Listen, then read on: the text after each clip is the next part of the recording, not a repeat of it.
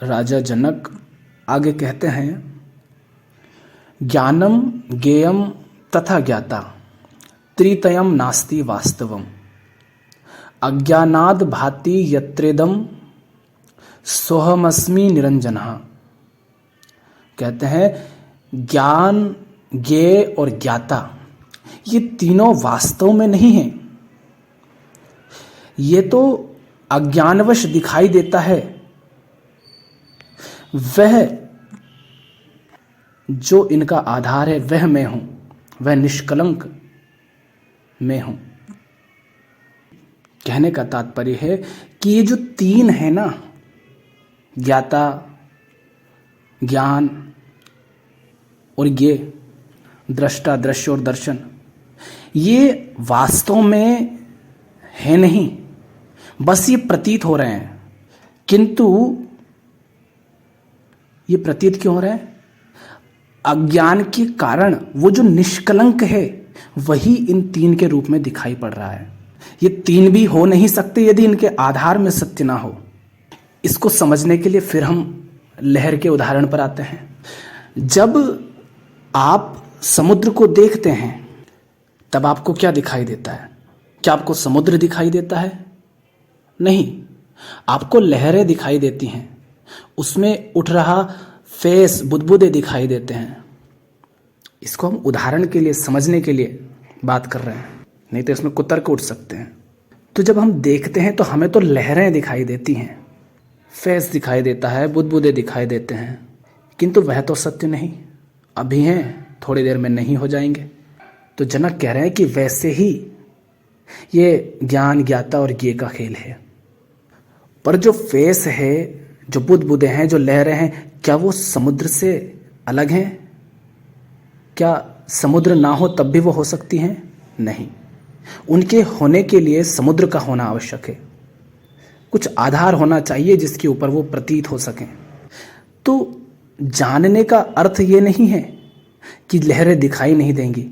लहरें तो प्रतीत हो रही थी, हो रही हैं, किंतु अब उनका सत्य आप जान गए कि वो असत्य हैं, क्षणभंगुर हैं। तो अब आप उनसे आसक्त नहीं होंगे और साथ में यह भी जानेंगे कि वो जो निर्गुण है, वो जो निरंजन है, निष्कलंक है, वही अज्ञान के कारण इन तीनों के रूप में दिख रहा है। अज्ञान के कारण ही तो आप एक बच्चे से पूछो, वो नहीं जानता ना, इसीलिए क्या कहेगा कि वो लहर है। आप कहोगे नहीं वो समुद्र है। वो अगर एक चीज को देख रहा है, बस एक को ही देख पा रहा है, तो कहेगा ये फेस है, ये बुदबुदे हैं। वो बुदबुदे को समुद्र नहीं कहेगा, बुदबुदे को बुदबुदा नाम देगा। अलग नाम क्यों दिया? क्योंकि वो उसे समुद्र नहीं जान रहा है। तो अज्ञान के कारण वो जो निष्कलंक है, निरंजन है, वही द्वैत, त्रेत के रूप में हमें दिखाई देता है। पर सब कुछ यदि उसी से है तो फिर ये द्वैत त्रेत रहा कैसे? पानी की आप 50 आकृति बना दो, है तो वो पानी ही। तो राजा जनक यही कह रहे हैं कि ज्ञान, ज्ञाता और ये जो ज्ञेय है, ये वास्तविक नहीं है। इनका जो आधार है निरंजन, जिस पर ये तीनों भाषित हो रही हैं, मैं वह हूं। अब आप ऐसे देखो, ज्ञान, ज्ञाता और ज्ञेय होता क्या है? ज्ञाता माने जो जान रहा है, जिसको ज्ञान हो रहा है, और ज्ञेय जिसे जाना जा रहा है, माने एक देखने वाला और एक देखा जाने वाली वस्तु, माने संसार। तो ज्ञाता कौन है? ज्ञाता है अहंकार, ठीक, और जिसे जाना जा रहा है वो संसार, संसार के विषय सब। और इन दोनों के बीच में जो घटना घट रही है, जो क्रिया हो रही है, उसको हम कह रहे हैं ज्ञान की, है ना, क्रिया हो रही है, जाना जा रहा है कुछ, जानने की क्रिया। लेकिन अब आप बताओ, आपको जो दिखाई दे रहा है, सामने दरवाजा है, पर किसके लिए? आपके लिए। एक चींटी के लिए तो वो दरवाजा नहीं है।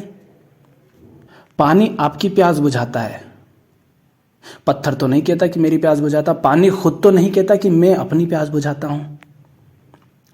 तो जो विषय है, जो संसार है, वो संसार है किसके लिए? आपके लिए, ज्ञाता के लिए। माने संसार क्या है, कैसा है, वो सब निर्भर करता है ज्ञाता पर, माने अहम पर, देखने वाले पर। और मैं अगर नशे में हूं तो मुझे तो बिल्डिंग हिलती हुई दिखेगी, पर क्या वास्तव में हिल रही है? जनक कह रहे हैं कि ये तीनों हैं ही नहीं, वास्तविक नहीं है, बस प्रतीत हो रहे हैं। तो हम वही समझ रहे हैं कि जो विषय है ना, विषय तो विषयता पर निर्भर करता है, जो ज्ञेय वस्तु है वो ज्ञाता पर निर्भर करती है, क्योंकि वो ज्ञाता के लिए है। यही तो में मुख्य प्रश्न होता है ना कि जो कुछ भी है किसके लिए, दुख है किसके लिए, संसार है किसके लिए, कुछ अच्छा है तो किसके लिए। जो मांसाहारी है उसको मजा आ रहा मांस खाने में, तो अब वो कहे बड़ा मजा आया, किसको? मांसाहारी को। उस मुर्गे को तो नहीं आया, उस जीव को तो नहीं आया जिसको काट कर तुमने खाया। तो जो कुछ भी है उसमें सवाल उठता है किसके लिए। तो जब हम कहते हैं ज्ञान, ज्ञाता और ज्ञेय, तो जो ज्ञेय वस्तु है वो है किसके लिए? ज्ञाता के लिए। तो माने इसका अर्थ क्या हुआ? सामने जो वस्तु है वो जैसी है वैसी सिर्फ उसके लिए है, माने वो असत्य है, मिथ्या है।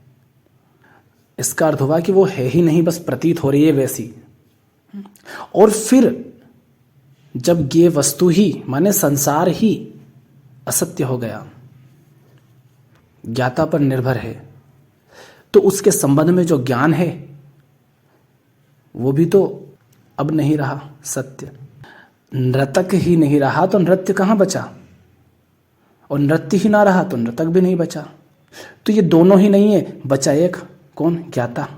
पर ज्ञाता हमने कहा कौन है? ज्ञाता तो अहम है, और अहम माने उसका होने का भाव। अब लहर चिल्ला रही है मैं हूं मैं हूं मैं हूं, उसे पता ही नहीं कि पल भर में वापस नहीं हो जाएगी, तो उसे होने का भ्रम है। जो है ही नहीं उसे होने का भ्रम है, तो ये भी तो असत्य हो गया। ज्ञाता ही झूठा है तो वो क्या जान रहा है और किसे जान रहा है, उस सब का कोई अर्थ नहीं। व्यवहार में उसका अर्थ है, उसका महत्व है, शरीर के लिए, मन के लिए उसका अर्थ है, किंतु आप उसे सत्य नहीं कह सकते। यदि आप सत्य मानकर उससे चिपक गए, उससे आसक्त हो गए, तो फिर हम ये सारी बात कर किसके लिए रहे? दुख के लिए, कि दुख नहीं हो। तो दुख आता ही कब है? जब हम जो असत्य है, अनित्य है, मिथ्या है, उसको सत्य मानकर उससे आसक्त हो जाते हैं। किंतु जब आप ये जान लेते हैं कि देखने वाला और दिखाई देने वाला और उसके संबंध में जो ज्ञान है वह असत्य है, तो उसके प्रति आप आसक्त होंगे नहीं, आप केवल साक्षी होंगे। तो इसलिए जनक कह रहे हैं कि ज्ञान, ज्ञाता और ज्ञेय वास्तविक नहीं है, ये वास्तव में है नहीं, बस भाषित हो रही हैं, प्रतीत हो रही हैं, क्योंकि ये सब निर्भर करती हैं ज्ञाता पर। ज्ञाता होश में है कि बेहोश है। एक ही वस्तु आपको सुंदर लग सकती है और किसी को सुंदर नहीं लगती है, होता है ना यही। मजनू कहता है कि लैला को देखना हो तो मजनू की आंखें चाहिए। अब मजनू को लैला बड़ी सुंदर लग रही है, और वो जो महाराज था वो कहता है इसमें रखा क्या है। तो जो सामने विषय है माने संसार, वो जो भी है जैसा है आपके लिए है, और आप कौन हैं? आप कुछ नहीं है, आप झूठ है, पर मान कर ये बैठ गए हैं कि आप हैं। अब ये भ्रम पैदा कैसे हुआ? वो जो विशुद्ध चेतना है, वह ये जो मैं करता है ना, ये जो विशुद्ध साक्षी है, वो जब इस मन और शरीर के साथ एक हो जाता है, मन और शरीर से ही चिपक जाता है। आपसे मैं पूछूं आपका हाथ पकड़ के कि ये कौन है, तो आप क्या कहेंगे? मैं हूं। आपके शरीर को छूकर, कहीं पर भी छूकर मैं अगर पूछूं आपसे कि ये कौन है, तो आप कहेंगे मैं ही हूं। आपका शरीर हो, हाथ हो, पैर हो, पेट हो, सिर हो, हर बार आप कहेंगे मैं हूं। इसका अर्थ क्या हुआ? आप जो हैं, ये जो चेतना है, ये शरीर के साथ एक हो गई, शरीर से लिप्त हो गई। अब ये क्या होगी? शरीर से लिप्त हो गई, मन से लिप्त हो गई। मेरे विचार, मेरे भाव, मेरा सुख, मेरा दुख, मेरी भावनाएं, मेरा शरीर, मेरा हाथ, मेरे पैर, है ना? ऐसे हम करते हैं। तो जब विशुद्ध चेतना शरीर मन से ही आसक्त चिपक जाती है, उसके साथ ही एक हो जाती है, तब वह तब अहम पैदा होता है, तब मैं पैदा होता है। उसे अहम कहते हैं। विशुद्ध चेतना जब मन और शरीर से लिप्त हो जाती है तब उसे अहम कहते हैं। अहम ही, ये जो मैं है, ये ही जब शरीर और मन का और संसार का साक्षी हो जाता है तब यही विशुद्ध चेतना है, तब इसी को आत्मा कहते हैं। तो ये जो झूठा मैं है, माने अहम, ये अस्तित्व में आता है चेतना का जब मन और शरीर से तादात्म्य हो जाता है और चेतना स्वयं को शरीर मानने लगती है।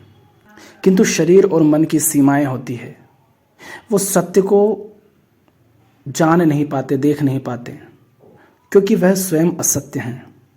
इसीलिए अब जो देख रहा है वह अहम है। अहम माने जो है ही नहीं, बस होने का भाव है। तो विशुद्ध चेतना शरीर और मन के साथ एक हो गई, उसी को अहम कहा जाता है, क्योंकि अब वो इस शरीर के कारण मैं के केंद्र से संचालित हो रही है। और ये मैं है झूठा, और यही संसार का अनुभव लेता है, संसार को देखता है, माने गे वस्तु को, और उसका ज्ञान अर्जित करता है। तो जब ज्ञाता ही झूठा है तो उसका ज्ञान और गे वस्तु, उसके द्वारा जानी जा रही वस्तु, वो भी झूठे हैं, वो भी मिथ्या हैं। तो ज्ञाता माने अहम, गे वस्तु माने ये सारा संसार, जगत, विषय, और दोनों के बीच की क्रिया माने ज्ञान। और ये तीनों का आधार क्या है? वह विशुद्ध चेतना।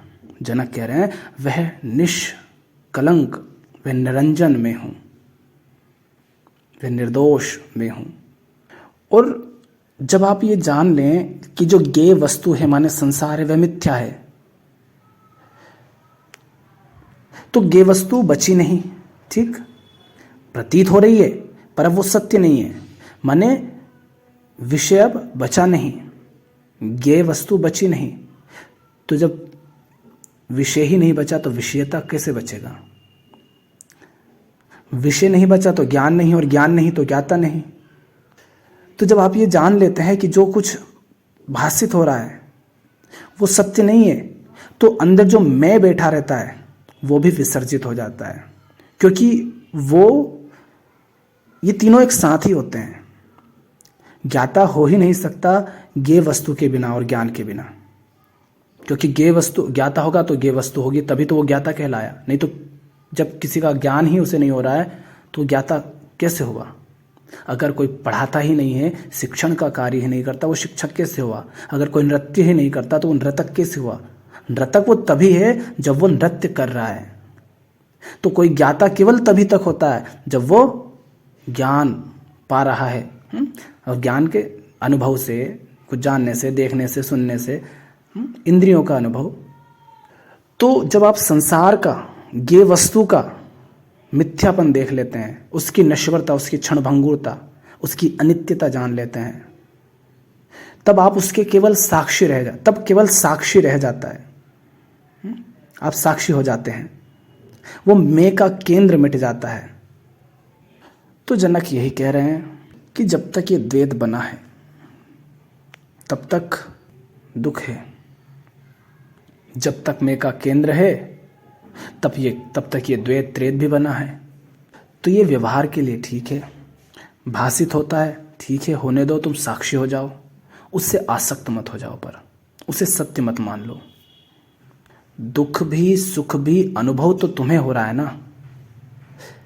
अब एक बात बताओ, किसी विद्यार्थी को तुमने पीछे छोड़ दिया, या कोई खेल हो, कुछ भी बात हो, तुम किसी से प्रतियोगिता कर रहे थे, उसको तुमने पीछे छोड़ दिया, तुम्हें बड़ा सुख मिल रहा है, पर घटना वही है। और जो हारा, जिसको तुमने पीछे छोड़ दिया, क्या उसके लिए वही बात सुख का कारण बन रही है? उसके लिए तो वही बात दुख हो गई। माने सुख दुख संसार में जो कुछ भी है वो तुम्हारे लिए है, माने अनुभोक्ता पर निर्भर कर रहा है। इसी कारण वो सत्य नहीं है, क्योंकि अनुभोक्ता के बदलते ही वो बदल जाता है। नुन्नू का हारना और झुन्नू का जीतना साक्षी के लिए कुछ नहीं है, किंतु नुन्नू के लिए दुख है और झुन्नू के लिए सुख है। क्यों दुख सुख है? क्योंकि वो उस घटना को मैं के केंद्र से देख रहे हैं कि मैं हार गया, मैं जीत गया। और जो साक्षी है उसका ये केंद्र नहीं रहा। साक्षी कह दो अंपायर को, वो तो किसी की तरफ नहीं है, ना किसी के हारने से उसे दुख होगा, ना किसी के जीतने से सुख होगा। वो तो बस जो है उसका साक्षी। लेकिन जो दो टीम हैं और उन टीमों से संबंध रखने वाले देश के दर्शक हैं, उनमें से किसी को सुख होगा, किसी को दुख होगा, क्योंकि वहाँ मैं जुड़ा हुआ है। तो जब तक ये मैं का केंद्र है तब तक दुख सुख भी होगा, तब तक द्वैत बना रहेगा, त्रेत बना रहेगा, ज्ञाता गे सत्य तुम्हें लगेंगे। जब तक तुम इसके असत्य को, इसकी क्षण भंगुरता को, इसके मिथ्यापन को नहीं जान लेते, तब तक जो भी घटता है उसे सत्य मानकर कभी सुखी होगे, कभी दुखी होगे। किंतु जनक जान गए हैं कि ये तीनों तो वास्तव में हैं ही नहीं, बस भाषित होते हैं। वह सत्य, वह निष्कलंक, वह निरंजन मैं हूँ, जो अज्ञान के कारण ही इन तीन के रूप में भाषित होता है।